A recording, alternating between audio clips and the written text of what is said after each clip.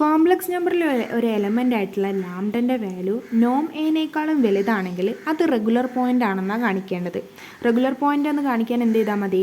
ഇതിലുള്ള lambda invertible ആണെന്ന് കാണിച്ചാൽ മതി. അപ്പോൾ A minus lambda I invertible ആണെന്ന് നമുക്ക് കാണിക്കുന്നതിന് പകരം അതിൽ നിന്നൊരു മൈനസ് ലാംഡ പുറത്തെടുത്തുള്ള ഈ ടേം ഇൻവെർട്ടിബിൾ ആണെന്ന് കാണിച്ചാൽ പോരെ.